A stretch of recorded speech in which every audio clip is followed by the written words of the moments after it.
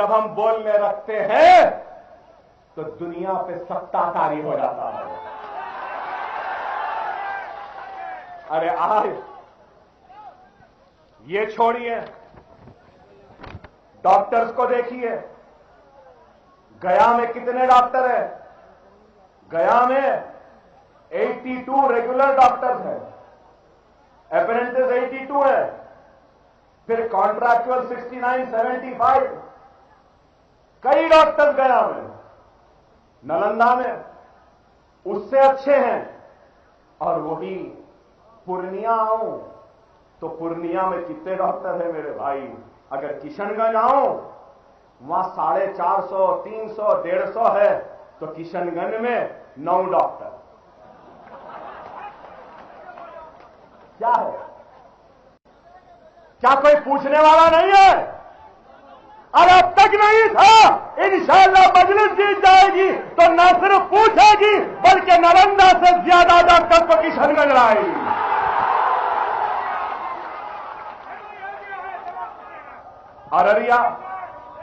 अररिया में कितने डॉक्टर? 46, 49, 18। अरे आप बताइए, क्या ये नाइंसाफी नहीं है सीमांचल के साथ? है या नहीं है? आप बताओ। चलिए अब जाते हैं हेल्थ इंस्टीट्यूशंस इन बिहार। गया में कितने पीएचसीज हैं? 24। कितने? 24। किशनगंज में कितने हैं मालूम? सिर्फ 7 है मेरे पास, ओनली 7। ये इंसाफ है? आप बताइए। चलिए और भी है। अब पूरा पोस्टमार्टम अभी नहीं कर रहा हूं भाई, 8 दिन बाद आ रहा हूं ना, तो कुछ गोलियां कुछ बचा के रखनी चाहिए ना। थोड़े थोड़े बातें रख रहा हूं यहां पे। एजुकेशन में भी अगर आप देखेंगे तो क्या आलम है। स्कूल्स को मर्ज किया जा रहा, कम किया जा रहा, असातिज़ा नहीं। क्या हमारे बच्चे नहीं पढ़ना?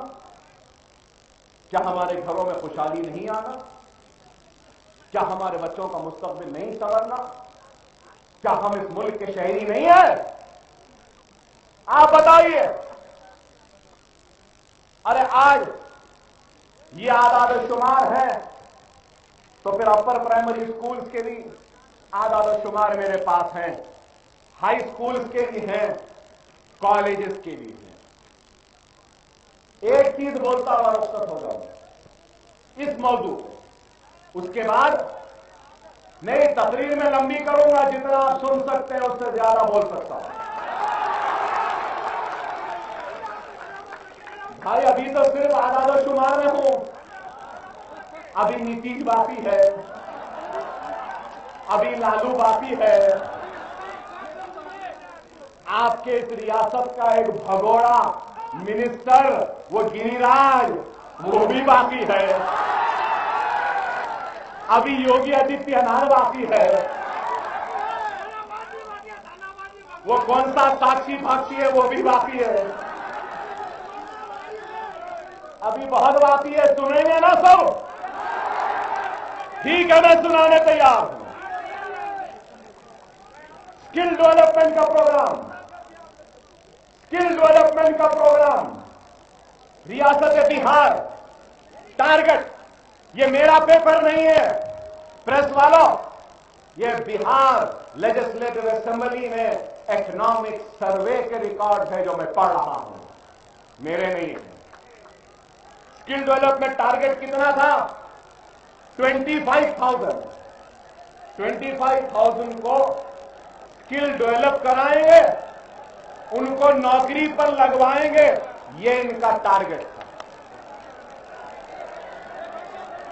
बैठ जाए। आज 15 में क्या करे?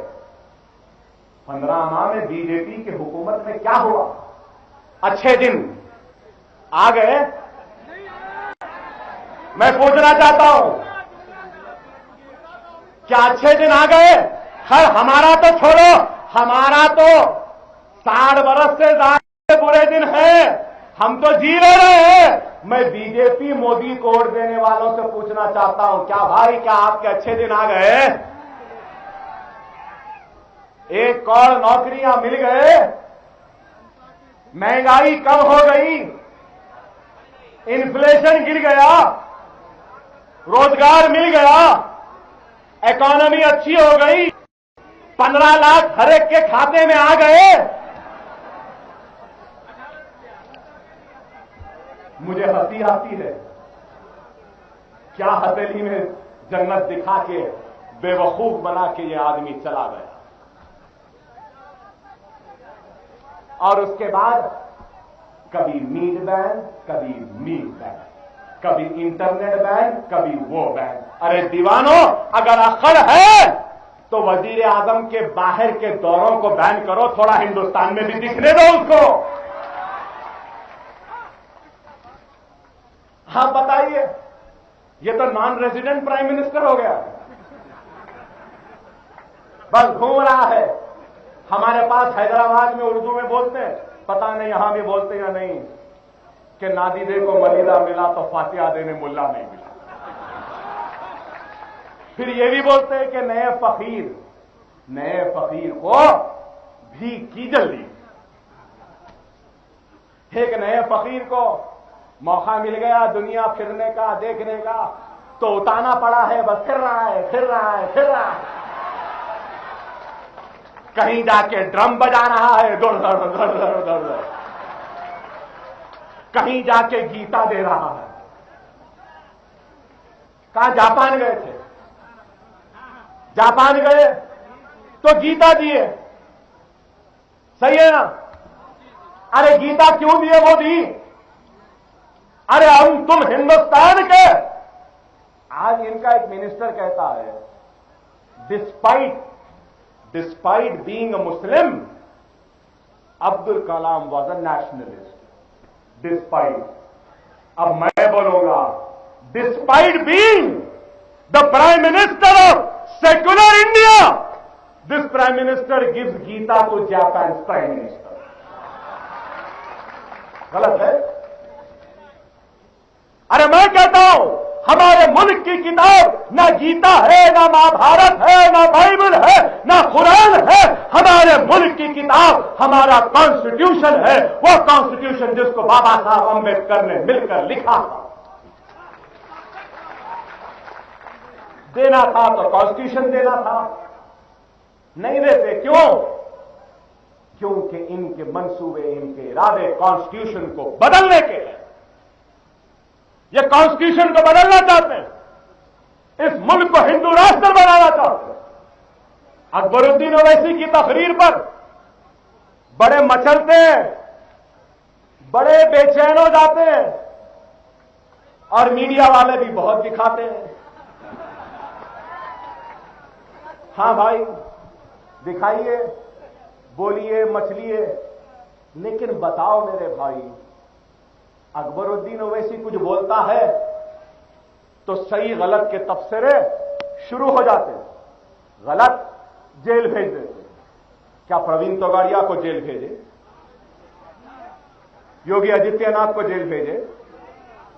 साधी रितंबिरा को भेजे? साधु प्राची को भेजे? योगी आदित्यनाथ को भेजे? वो साक्षी पाक्षी क्या है उसको भेजे?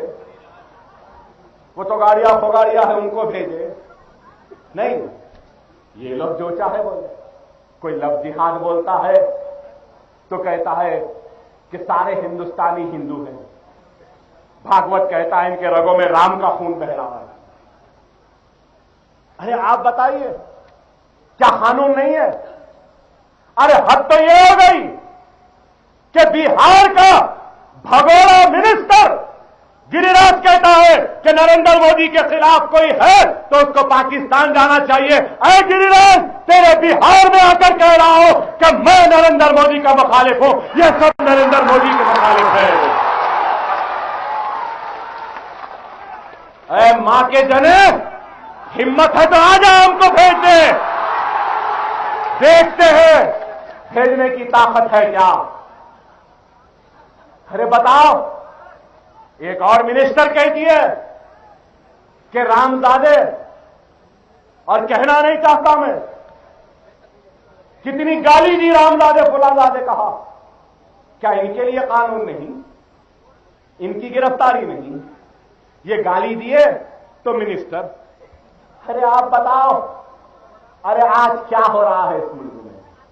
और फिर अगर नरेंद्र मोदी इस मुल्क का वजीर आजम बन के आज बैठा है तो इसकी जिम्मेदार कोई और नहीं बल्कि मैं कहूंगा कांग्रेस है।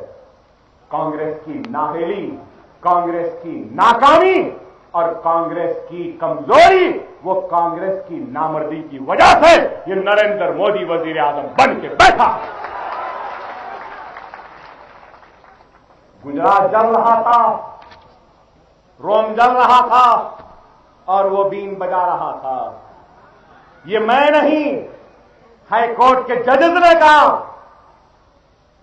अरे बताओ, मैं पूछना चाहता हूं, लोग माने या ना माने, लेकिन हिंदुस्तान का एक तबका है, 1% के लोग हैं जिनमें मैं भी हूं, जो ये मानता है कि गुजरात के फिसादात का जिम्मेदार कोई और नहीं, वो नरेंद्र मोदी है। सही या गलत बताइए। नंगा नाच नचवाया एहसान जाफरी के घर में 35 लोग उनके साथ पनाह लेने आए तो उनको मार दिया, काट दिया, जला दिया।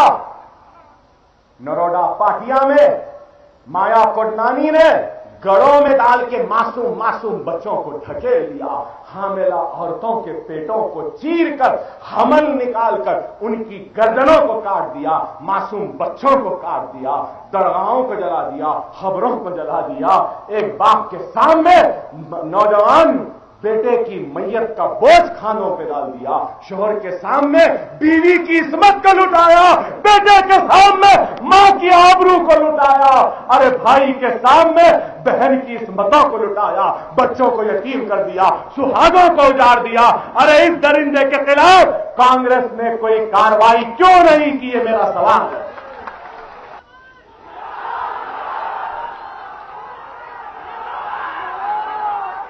अरे मेरी आंख रोती है। अगर कांग्रेस 2004 में इख्तिलाफ पर आने के बाद अगर इस शख्स को चार्जशीट करती, जेल में डालती, हथकड़ियां पहना देती, तो ये शैतान, ये जालिम हिंदुस्तान का वजीर आजम नहीं होता। शिलान्यास किसने करवा? बाबरी मस्जिद का ताला किसने खोला? मूर्ति किसने बिठवाई? बाबरी मस्जिद किसने तोड़वाया? कांग्रेस। नरसिम्हा राव की हुकूमत में, राजीव गांधी की हुकूमत में, और फिर बाबरी मस्जिद टूट गई। क्या इनका काम नहीं था कि तोड़ने वाले उन जिम्मेदारों को सजा देते? अरे सजा तो छोड़ो,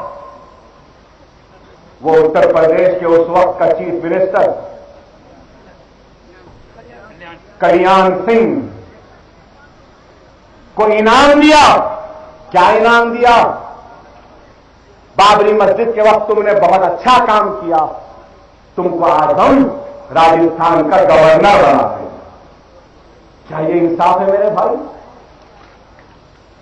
ये और एक तालिब का उस्ताद, मुझे नाम याद नहीं आ रहा, उसके नाम पे स्टैंप जारी हुआ।